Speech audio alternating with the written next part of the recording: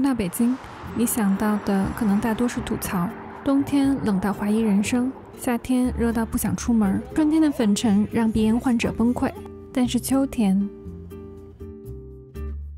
离开家多年，依然觉得世界上再美的风景都比不上北京短暂的秋天。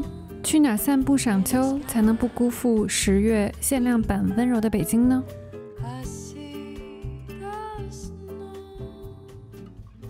说起北坞公园，去年住在加州的好朋友第一次带儿子回北京探亲，来到这个公园，4岁的儿子大声感叹：“北京人好少啊！”就是因为这儿地广人稀，几乎没有游客，也不用门票。这里也是我爸妈最喜欢来的宝藏公园。北坞公园挨着颐和园，可以看到玉泉山，风格也借鉴了皇家园林。在这儿保留了一小片京西稻田，传说稻种产自于康熙皇帝自种的玉田，产出的米粒儿椭圆丰腴，黏而不糯。在秋天，这片稻田成了出圈的网红打卡地，但我老爸只想在这儿打一套太极拳。史铁生曾经写过，在人口密集的城市里，有这样一个宁静的去处，像是上帝的苦心安排。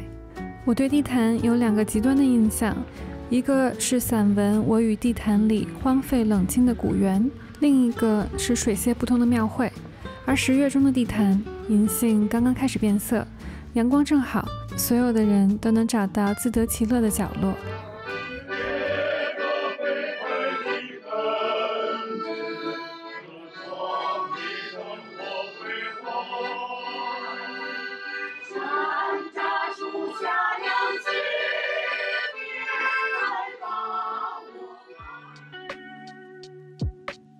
中山公园著名的银杏大道要到11月才会变得金黄。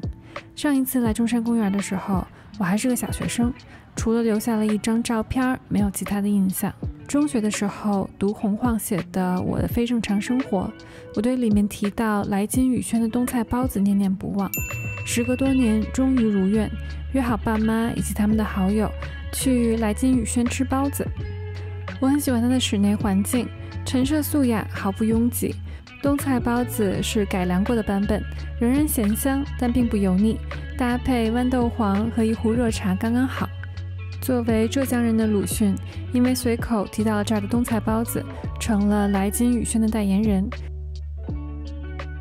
中山公园比我记忆中的要大，这儿有菊花展、兰花展，还有竹林，有小院儿。再走走就到了护城河，古都的风雅和威严在这儿都能找得到。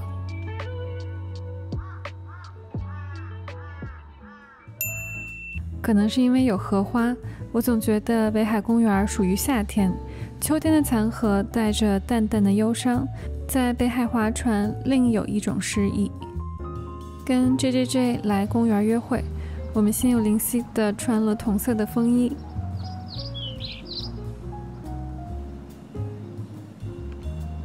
这种摇橹船看起来很轻松，但操作起来其实并不容易。朋友觉得很快，但我就完全摸不着头脑。帮我们摇橹的大叔是在这儿做临时工的农民，他说过2个星期天气冷了，湖面不再开放的时候，他就要去找另外一份工。冬天找工作不太容易，希望他一切顺利。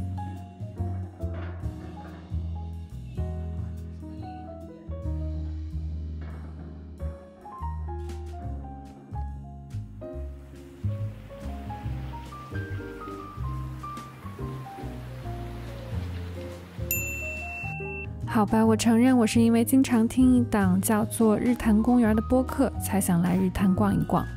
可能因为地处使馆区，它的历史感被周围的外交和商务氛围大大冲淡，但是在古迹区的背面，这儿的本地气息意外的浓厚，是街坊邻里跑步锻炼遛弯的好去处。明代建成的五塔寺看着却有点东南亚的风格，原来当时的设计灵感来自印度佛塔的样式，每座塔上都雕刻着精美的佛像、梵文还有莲花纹的图案。这儿也是北京石刻艺术博物馆所在地，收藏有大量的碑刻和佛像的残件。人生中有些时光，好像会比其他年岁记忆更加深刻。我也曾经穿着这一身火红的校服，风风火火地穿梭在这所中学里，只记得学业繁重，却不记得校园里有这么美丽的银杏树。再见到当时的老师们，他们的变化好像比我跟我的同学要小很多。也许校园里的时间流逝得特别慢。高考前在教学楼里煎熬的感觉还历历在目，看到5年高考3年模拟的训练册，仍然会有生理不适。可惜人生的功课在毕业以后却并没有变得更加简单。话说，虽然校园越来越美了，校服却一直没有变，这让我非常开心。不能让我一人独丑，我们要一代一代这样丑下去。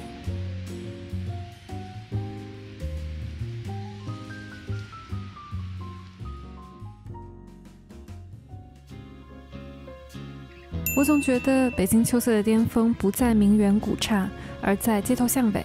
因为没有景点打卡的期待，当你抬头看到满树金黄的时候，才会觉得特别的惊喜。从亮马河边慢慢散步到三里屯，路上走走停停，翻翻杂志，看看书，是幸福的节奏。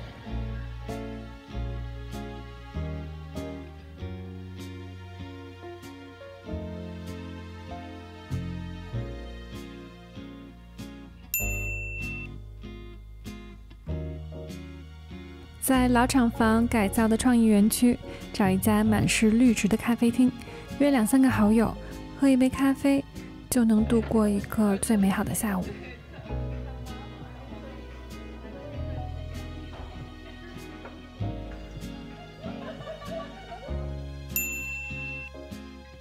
在一个阴雨天，拉上小时候一起逛西单明珠的发小，来 The Box 窥探一下00后的世界。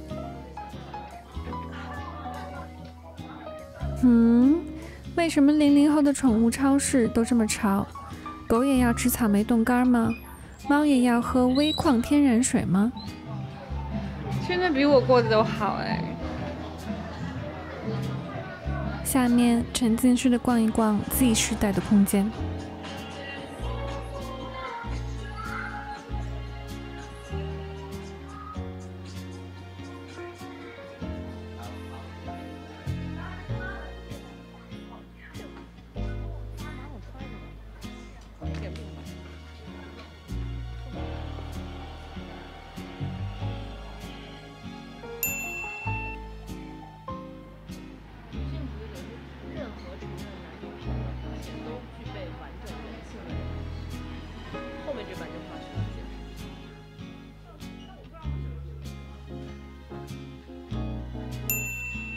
听说，如果想和朋友维持友谊，不能只吃饭叙旧，也需要有新的共同体验。大学毕业后，漫长的暑假，几个小团体聚会非常容易，但是现在大家要为了各自的生活焦虑忙碌，难得约出来一起逛个街、看个展，也算是为友谊充电啦。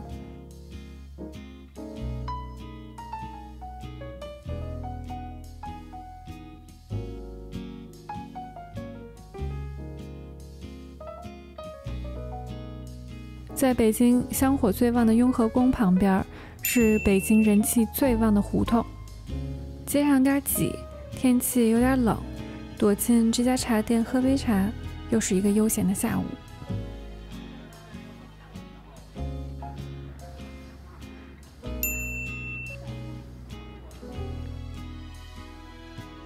秋天是喝桂花拿铁的季节。北京赏秋 City Walk 的最后一站，就在桂花和咖啡的香气中结束了。老舍写过，北平之秋就是人间的天堂，也许比天堂更繁荣一点呢。